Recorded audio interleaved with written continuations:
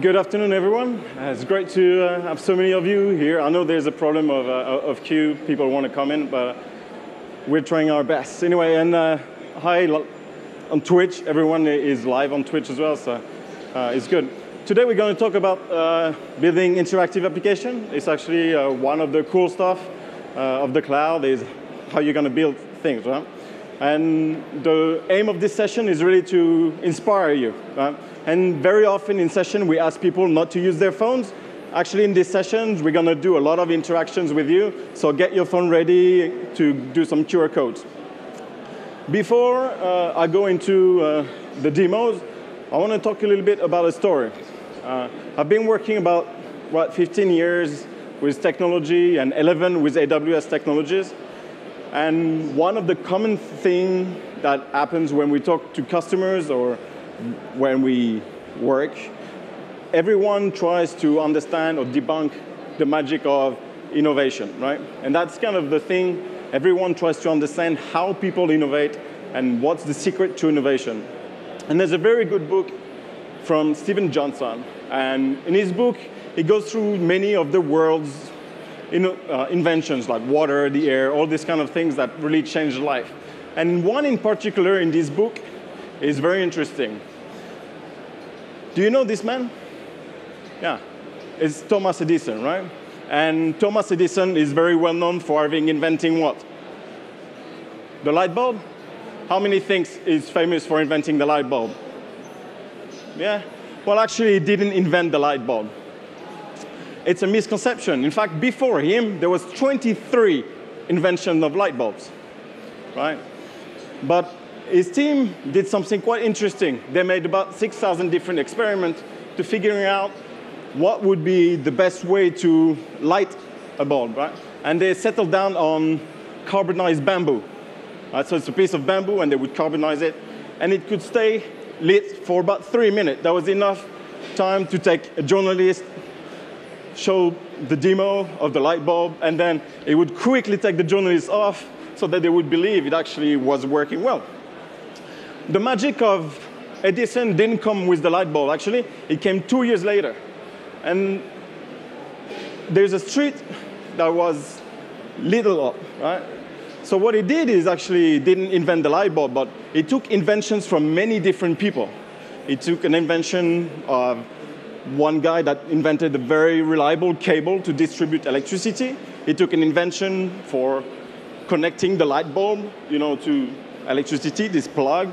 He had an invention from someone else that is a counter to measure how much the consumption of electricity was. All these kind of things, right? And he put them together, and in one moment, he lit up the whole street, the Pearl Street.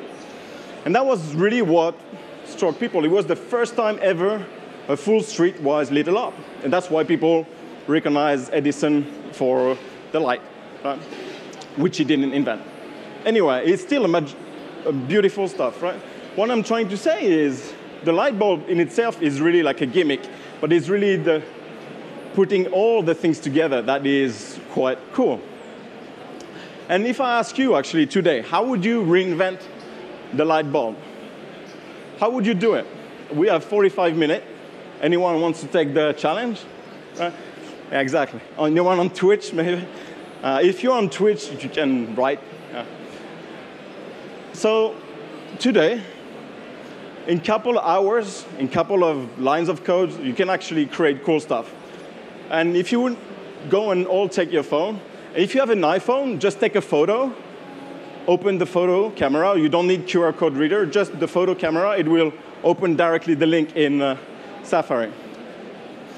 And it should open a page with a light bulb, right? Okay? If you are on Wi-Fi, move to cellular. Otherwise, we're going to blow up the whole network. Once you have the light bulb, give me a thumbs up. You got it? It's good? All right. So you should have something like this, right? I have a little different light bulb here. You see, I have a meter at the end, under, like, you see? Yeah, I have a toggle. And actually, I can start moving it. And you should be able to see the light changing on your phone, right? You see the light changing? Right? It's cool. So basically, I became the new Edison, right? Now, the cool thing is all your phones are connected through the network, a region, an AWS region with some servers in the US. My laptop connects to the US, and then we have some data synchronization. This is the whole cool interactive things, right? And you can do quite a few cool things. So you know Alexa, right? So I didn't take Alexa here because my girlfriend doesn't let me take Alexa out of home. But I have a simulator of Alexa. It's very similar, right? And now you can start talking to. Ask Edison to flash fast.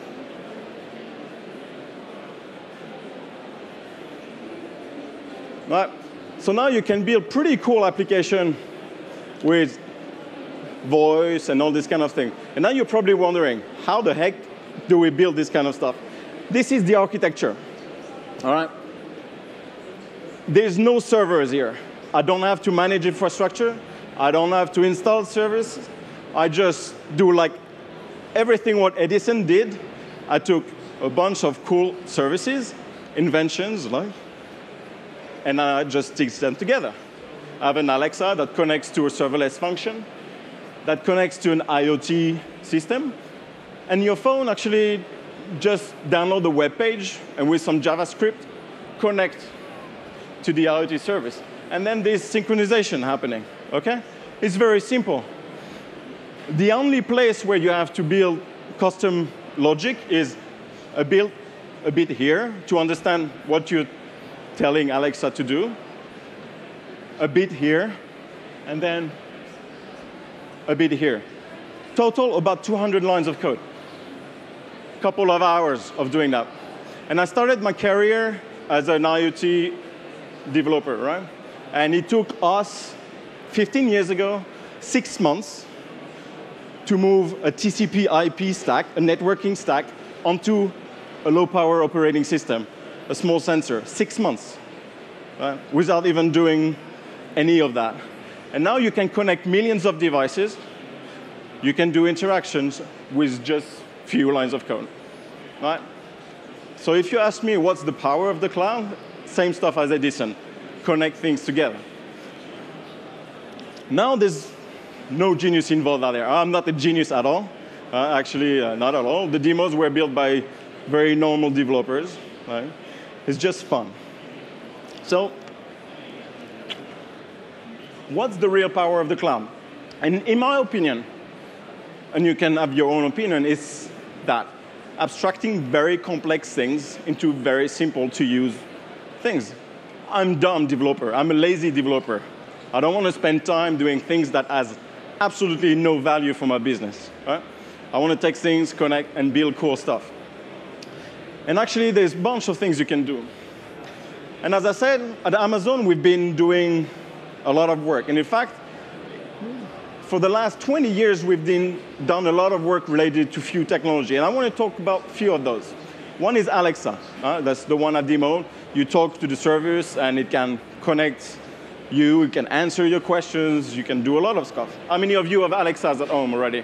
Some of you? Yeah, that's good. I have 6 at home. It's crazy. There's a couple of other stuff we do as well. And this is a video from some of the fulfillment centers we have, right, at Amazon. You can imagine many of the fulfillment centers are full of goods, right? And we need to sort that. We need to understand what's there. We need to prioritize this so that we can ship services as fast as possible. In those fulfillment centers, there's about 50,000 different of these robots, right? What they do is try to avoid colliding to each other.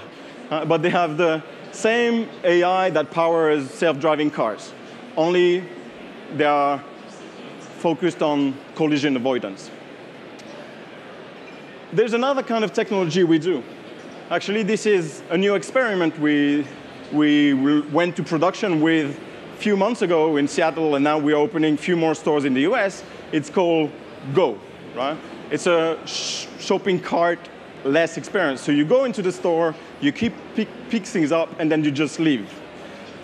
And everyone at Amazon that I know that went to try the product, or the Amazon store Go, try to steal things and never manage. Right? There's actually one guy that I see a video on YouTube that managed to steal something, and he managed to steal tampons. So I don't know what he wanted to do with tampons, but anyway, all these stores are using a lot of sensor fusion and AI to understand what you're doing and all this kind of stuff. There's another experiment that we're doing in few locations. This is one in UK, is last mile delivery. You know what is difficult? Is not going from Paris to New York. This is super easy when you deliver parcels. The hard part is the last few miles. And you want to automate that. You want to make this as efficient as possible. And we are starting to do experiment with drone deliveries. Those drones have totally self-driven systems. There's no pilot behind, no one. It's a same AI that powers autonomous driving systems.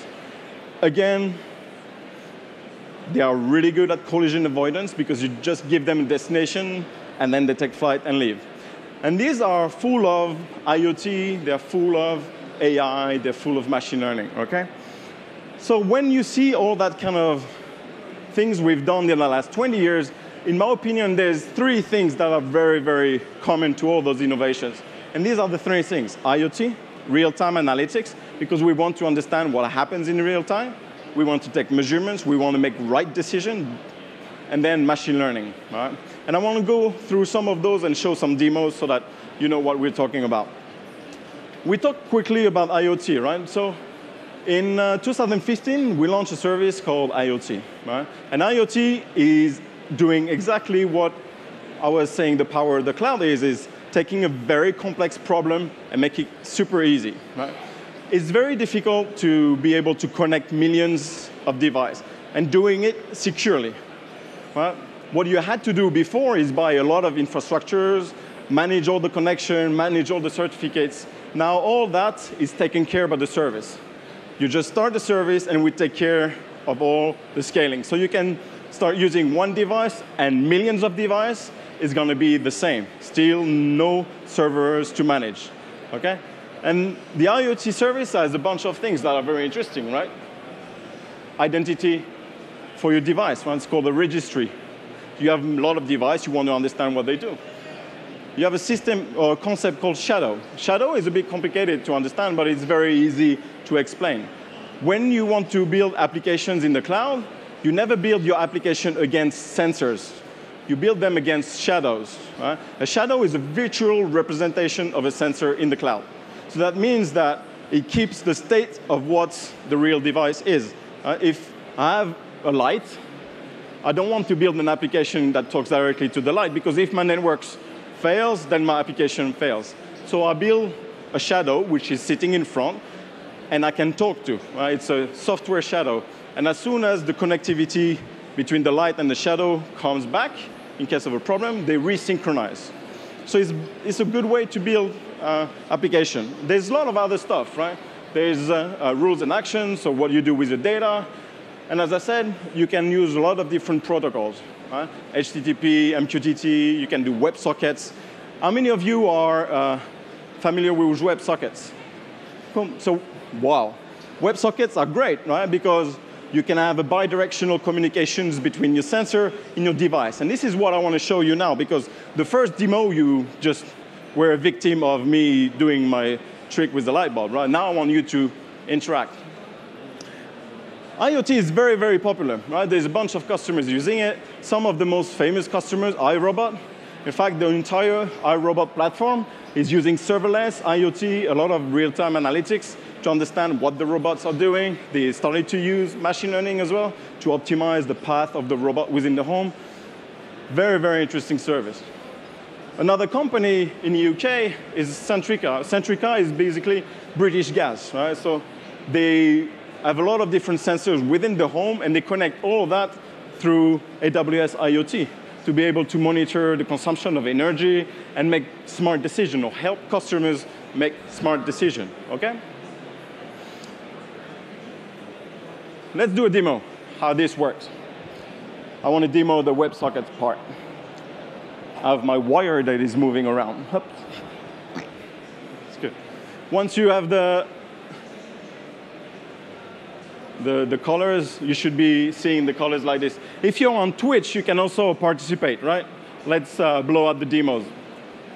There's 2,000 people on Twitch. So if they all do the demos, it should scale. There's no problem. So, as I say, it scales 1 to millions. I've done these demos with thousands of people in the room. No problem. You have the color? It's good? All right. So it should be something like this.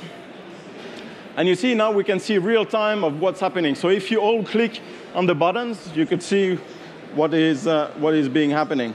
And we have about 47 clicks per second. So the network is not so good. But if you click on colors, you should see the whole thing happening. So let's all click on pink. I'll reload the page. I think maybe the page is, oh no, we're good. If you all click on pink, yeah. Someone is doing a lot of green there. Come on, Twitch, green, pink. Let's go on pink. OK, we're coming back. Slowly, the network is probably not so good. That's the problem with all these networks. But these demos are really interactive. So now when you click on the colors you want to select, it goes up into the cloud. And then the whole dashboards aggregate the data, connects to the IoT service, and then do the collections of data. That's the problem with demos in environment like this, where the network is not so cool. It can be a bit damaging. But let me reload the page in case we can get better data. Even the reloading is. Let me get out of here. All right, let's try again. Are you able to click and vote? It's good. Your app is responsive. So I guess it's probably mine. Yeah, the whole network is blown up. OK. OK. Well, I hope for the next demos it's going to work. Is the network working there? No, it's good. Let's see how it goes. OK, I want to show you the architecture of that system because it's also very easy architecture. You have your device, and what they do is they download a web page from Amazon S3, which is a storage. It can transform a web page, a storage into a web service. So it's very easy to use. And this web page has some JavaScript APIs that connect to the IoT service. So when you click, it sends data about what color you select. And then my laptop sends all the data, connect all that data, and sends that to DynamoDB. And this is probably what's having an issue right now. So yeah, it cannot connect. I don't have the network, so let me try to reconnect that. All right, let's open that. You need to have problems in demos, otherwise, it's not fun. It's good. OK, I'm having problems, apparently. So. All right, let's move to the next demo. Anyway, it still usually works very nicely, and you should be able to do very compelling demos. And that problem here is actually, again, few hundred lines of code. It's not so much, so you can really focus on your business application. If you want to do real-time streaming, it's also possible. Real-time streaming is very good to be able to understand what are the metrics that are happening in real time in your application, right? And we have a service called Kinesis. Right? So Kinesis allows you to send a lot of data in real time, ingest some videos, some data, and collect some meaningful information. And then you have the capability to write a real-time analytics on it. So the same way you would write SQL query in a database, you can run some SQL query on a stream, right? So as the data flows, you can run query on your data. I will do the demo, hopefully.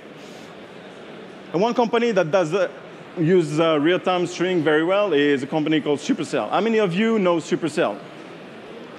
So Supercell is a Nordic company, and they do games. And they collect enormous amount of data in their games. What they do is they want to understand where users are spending time, where the pain points are, and also trying to make better recommendations for you. And actually, they collect 50 billion events per day in their games. 50 billion. They have some of the most popular games, so it's a lot of data. And what they do is, during the games like this, they use the data to understand what a user is most likely to buy. Okay? So this is a video from their last game, Clash Royale. And the whole point of Clash Royale is to use cards to attack your opponent, right? And they realize that if they understand in real time what kind of user you are, they can adapt the kind of card they can offer you. And they've made some tests, and this is the architecture. I'll just go back to it. But if they have a card that is non-targeted versus targeted, they have a difference of 4 times in terms of efficiency. So it means that if they collect data in the games and can then understand what data or card you're most likely to buy and use, then they'll make a lot more money. Because the whole point of Supercell is you play for free, but then you can buy goods, right, inside the game. That's a cool game dynamic, but that means they need to understand what you're most likely to buy, okay? And they do this with real-time analytics using Kinesis. Let's do another demo. Hopefully, we don't blow the network this time. I'm taking a lot of risk. 3 demos, 4 demos, it's good. Sorry, Twitch, if it blows up. But that's the risk of real-time. I'm not pretending it works. I didn't make video of the demos. I just like to run them like that. So, give me a thumbs up when you have you should have a ball inside the screen, so you can start moving that, actually. So you should have something like this, right? And this is the dashboard that we have now. So we have a bit more results here. So we already have about 100-something users here. So you see we can count every second the number of users that are using the platform. Most people here are iOS. Oh, wow, interesting. A lot of Android as well, and a bunch of others. What is others? What? It's like someone making his own phone or something. It's like interesting. Where are the Windows phones as well? I'm not sure they gone. All right. I loved Windows Phone back then.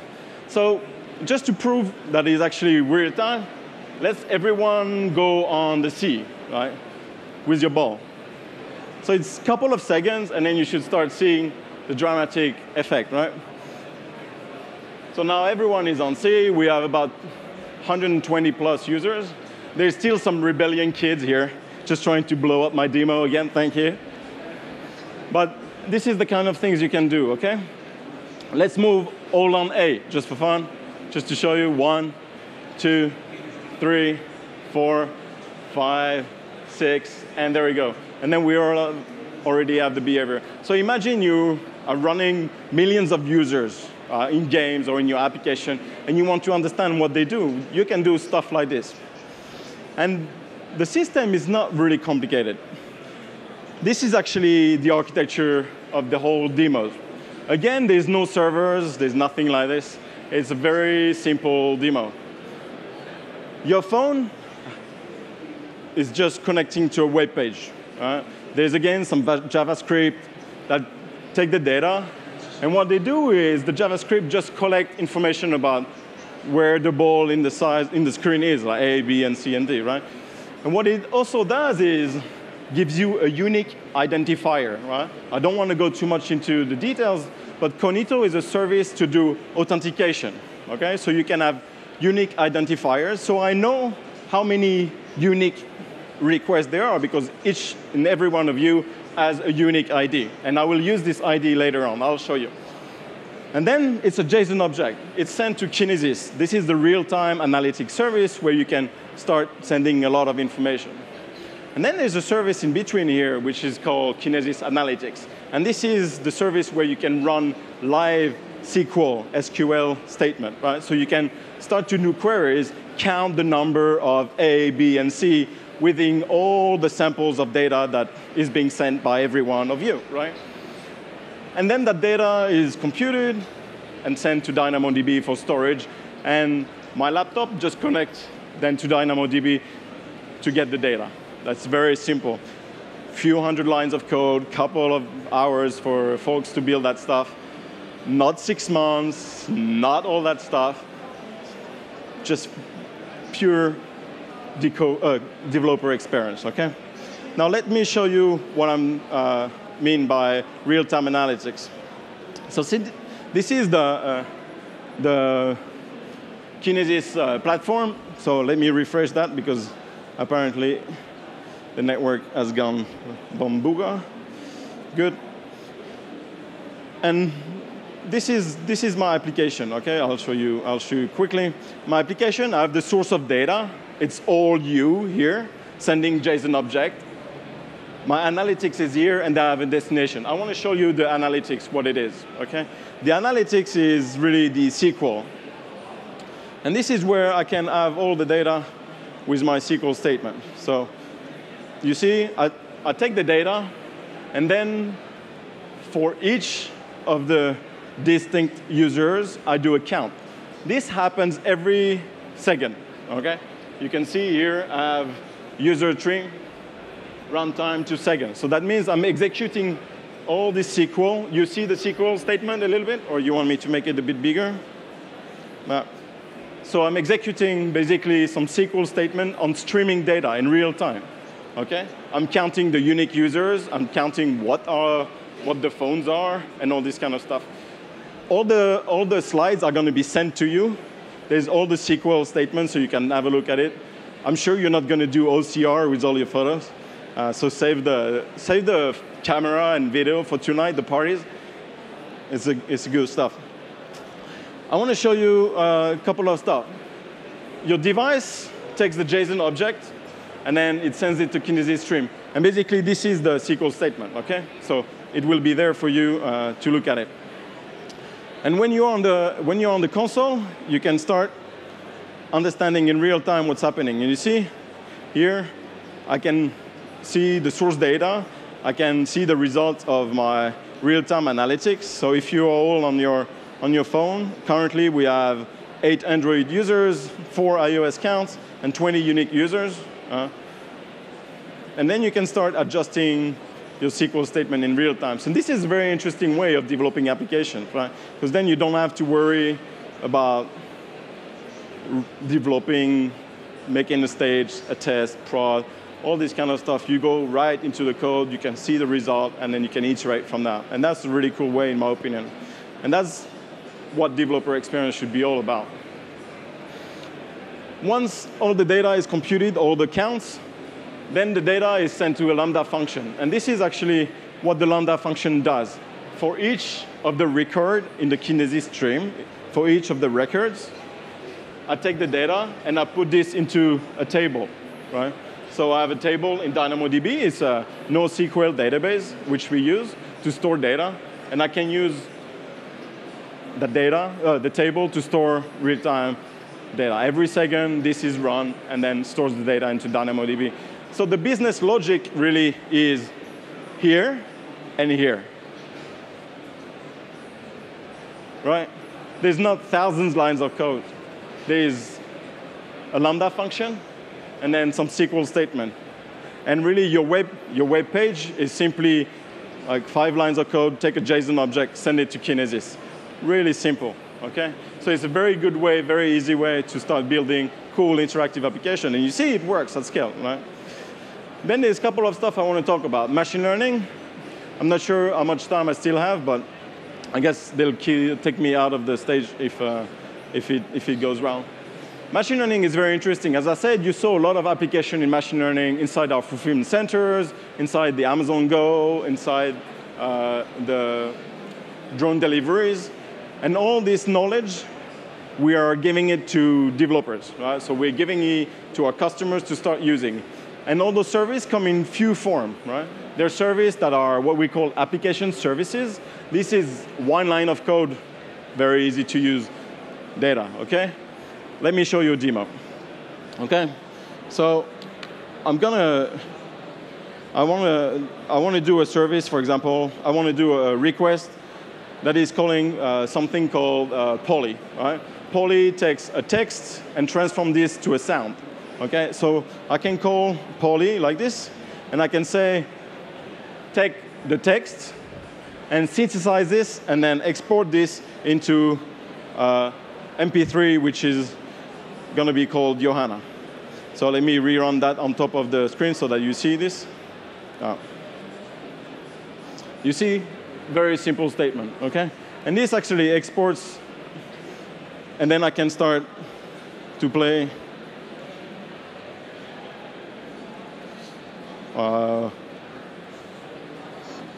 How can I run that? Do you remember? How do I play MP3 on the Mac? I don't remember. OK, let's go here.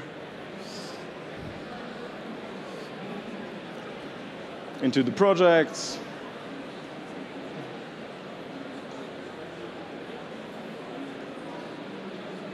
This is global.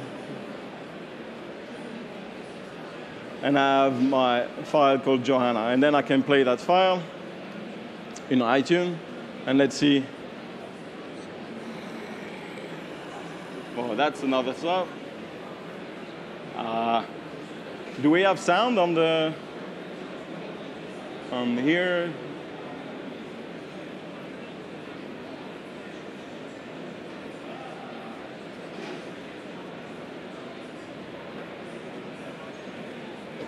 Do you hear it?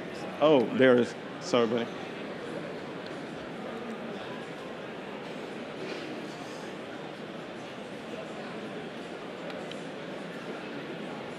So let's play that again. It was nice to live such a wonderful live show. All right. So basically, I took a text, and it was nice to live such a wonderful night show. If I would say something called, I would say, let's say, in Lisbon.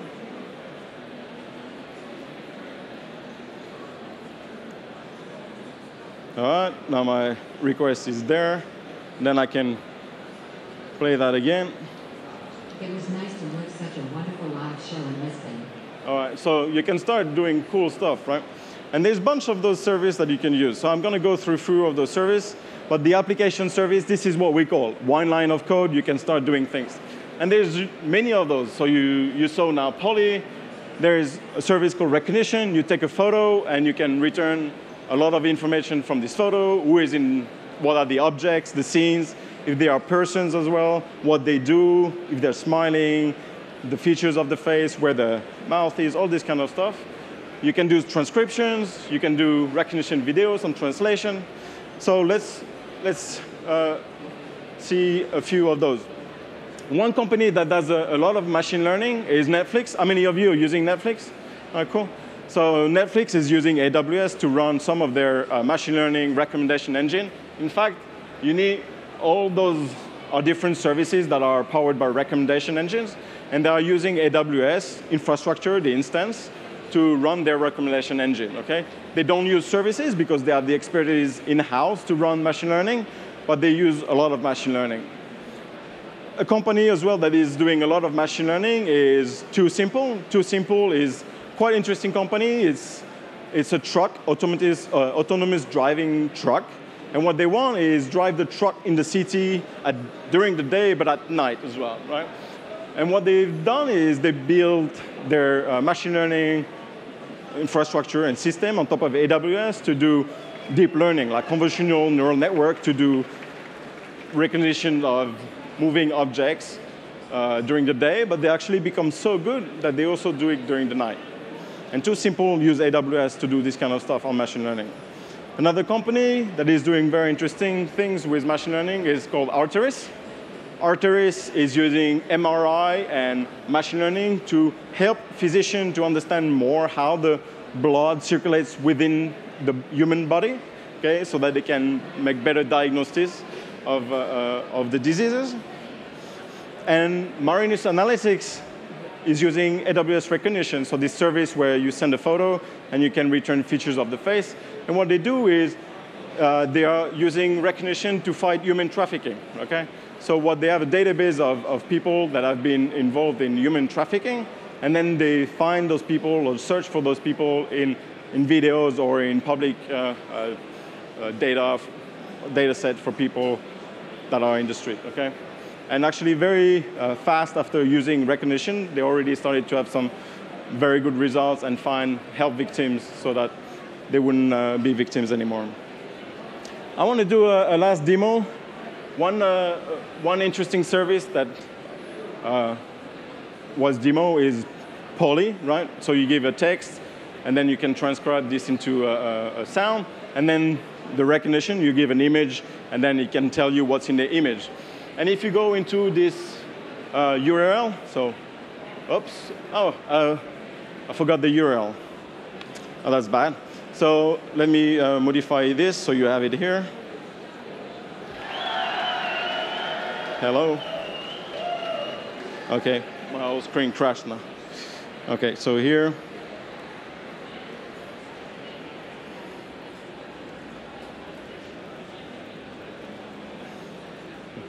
.me. If you go on this URL, polycode.addon.me, you will be given a web page which is able to take a photo of your phone with your phone, take that photo, send this to recognition, understand what's in the image, and then use Poly to synthesize what it sees in the photo. Okay, so if you want to see the demo, you can run it after when we are done. So you will be able to see what's happening. And if you want to access the code, it's on GitHub as well. I'll put the links in the slide that we'll receive as well. Why I'm saying all this at the end is really what Ian kind of said at the beginning. There's so many different technologies, you know, and you want to be like Edison. Take many of those, connect them, and make the best use of it. You don't want to reinvent the wheel. You don't want to waste time managing infrastructure, building services to do all that.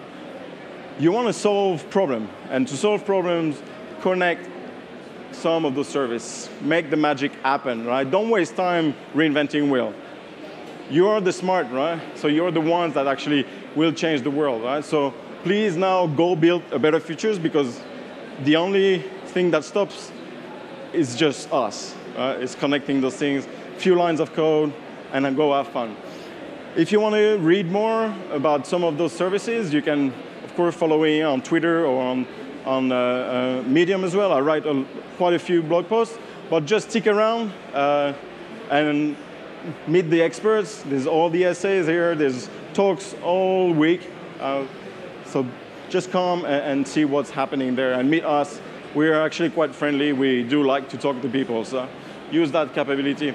Remember that since you came in, you actually will receive $200 worth of AWS credits. So just go and try things out, right? There's no excuse anymore. Have a good day, and see you around.